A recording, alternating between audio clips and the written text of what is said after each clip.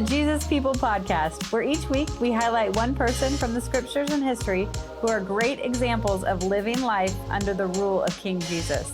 This is a great podcast to listen to as a family or on your own to get a bigger imagination for what interactive life in God's kingdom looks like for you. Well, hey, Molly. Well, hey, Nathan. How's it going? It's going good. It's going good. I'm ready for our Jesus People story for this week. I know. I'm excited about it too. Well, in particular, as we said last week, we're looking at some Jesus women stories. Now, the last episode we explained the calendar for people. So this is actually a story that happens BC. And what we mean is before Christ, before Jesus was physically born on the planet. I think of BC as Old Testament. There you go. That's a good way of thinking. This is in the older part of your Bible. Right. And so the story we're looking at today is actually in Judges 4.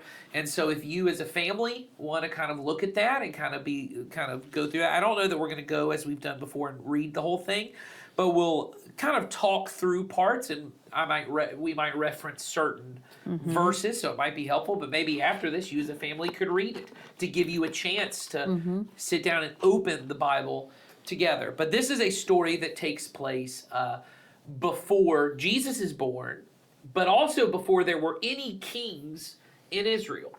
So Israel was God's chosen people. It began with Abraham, who was one man that God started with, and then Abraham's family grew to the point that there were so many of them, they were a whole nation, and God led them out of slavery in Egypt, and then he leads them to a promised land. So if you're, children or teenagers, you're listening and you've been in our church services on Sunday, or certainly in See Kids, you've probably heard of people like Moses. Right.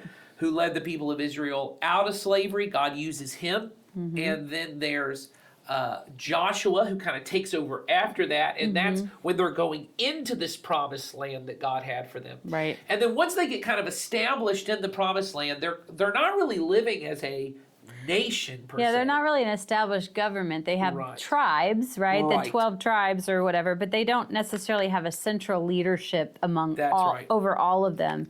So during times of crisis or during times where they needed leadership, these judges would speak out against people's disobedience to God and would also occasionally lead them militarily. Yeah, so there would be these moments where you just need somebody to come in and remind people, hey, this is what it means to follow God. This is where we're off track. In fact, I think our next episode that we're going to be talking about is going to be somebody in American history who did that for us. But certainly there have been times in, I think, every nation's history that there have been these Jesus people who have what we call prophetic gifting, where they're willing to kind of stand up and speak out against things that just are not the way God would have them to be. Things that we would call injustice or oppression, or even things that Deborah and the people that we're going to hear about, these judges, had to speak out against and said, you're just not doing what God would have you do. And so God would use them. And one of these people, in fact, I believe maybe not the first one, but the first one we have a kind of major story about in the book of Judges, is a woman named Deborah. Deborah, I know. Yeah, Deborah's an exciting story. In fact, years ago, Molly probably remembers these, I would do these videos for preteens called Action Figure Theater. I remember Action Figure Theater. When I used to lead in the student ministry, Nathan would do Action Figure Theater. They were very entertaining. People loved them. Could not get enough of the Action Figure Theater. Yes, they loved it. Nathan would retell stories using action figures. So, one of them was Deborah. One of them was Deborah. I do remember this now that you're bringing this to my attention. Deborah might not have looked like Deborah because she was one of a random action figure. I am confident, I may be wrong, I'll go back and look, that it might be your son Jasper's favorite, Princess Peach. Oh, there we go. I believe it might have been Princess Peach action figure, but regardless, we are telling the story of Deborah. And so Deborah is one of these prophets. She's a woman who gets called by God to deal with this crisis that the people of Israel are facing. And in this case, the people of Israel had been so disobedient that God had allowed one of the nations that's nearby Canaan Right. to come in and, well, really take them as slaves at the time. They're living under the oppression of the Canaanite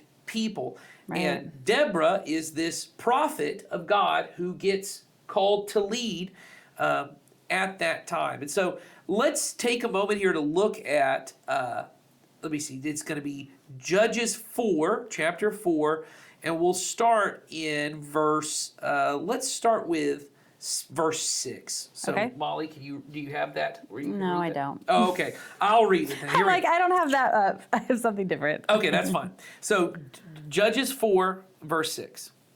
She, meaning Deborah, sent for Barak, son of Abinoam, from Kadesh in Naphtali. Now, we'll say Okay, this. let's stop right there. There's a good reason Nathan read this. Well, I'll say this. It is perfectly okay for you as the parent if you're reading this, or if you're a kid. My kids read the Bible every morning, and occasionally they come across words and names they don't know how to say. It's okay for you just to say, that guy. That guy, or if it starts with a P, say P, or if Yeah, it starts whatever. with a You Q, come up with your say own- Q, whatever it is. Your own nickname. And so she sends for this guy named Barak, and she said to him, "The Lord, the God of Israel, commands you, go take with you 10,000 men," and these are tribes of Naphtali and Zebulun. So these are some of the tribes that are in Israel, "and lead them up to Mount Tabor. I will lead Sisera, who is the commander of," this is Jabin's army, but it's the Canaanite army, "with his chariots and his troops to the Kishon River, and give him into your hands." So Deborah just says, hey, God's told me, if I could get the Canaanites to come down to this river valley, then our army can defeat their army. And Barak said to her, "If you go with me, I will go. But if you don't go with me, I won't go." I'm not going. I'm not going to believe you, is basically what he's saying. Well, yeah, and he's thinking, I'm not sure this is a good idea. And she says, this is verse 9, "Certainly I will go with you," said Deborah, "but because of the course you are taking, the honor will not be yours, for the Lord will deliver Sisera," this is the kind of Canaanite king, right, "into the hands of a woman." So she kind of just basically says, if you need a girl to do the fighting for you, Barak, that's fine. You need a girl. But I'm going to tell everybody that I'm the one who did it. Yeah, you can't take credit for this. Yes, exactly. And so basically the story from that point, it's a little complicated, as often these different stories are. But from that point on, she does kind of lead Sisera's army to where Barak is, into the Kishon River, and he brings hundreds of chariots, which at that time doesn't feel, but kind of imagine this way. He's got tanks, and he's got military planes. He's got all the equipment, it's a big presence. Yes, and so they show up, and they're ready to do battle, and Deborah says, this is verse 14, to Barak, the guy that's on her side, right, "Go, this is the day the Lord has given Sisera into your hands. Has not the Lord gone ahead of you?" So Barak went down Mount Tabor with 10,000 men following him.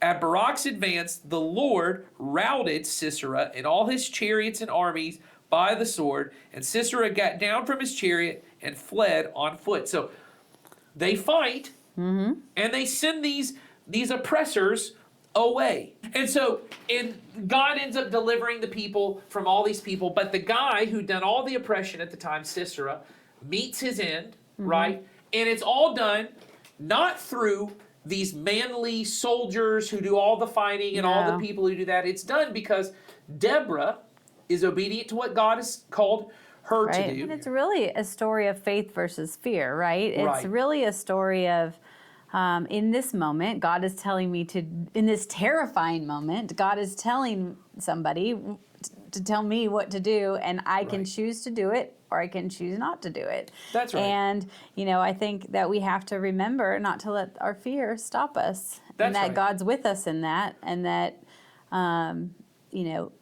even though things are scary and terrifying, God is there and he'll help us do anything, but we have to be faithful to him.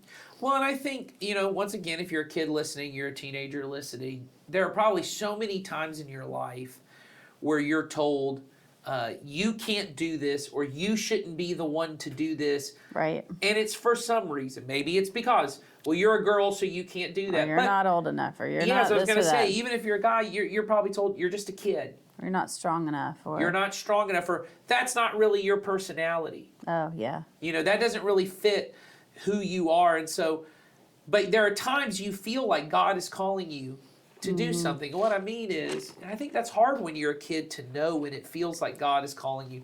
Truth is, it's hard when you're an adult sometimes to know.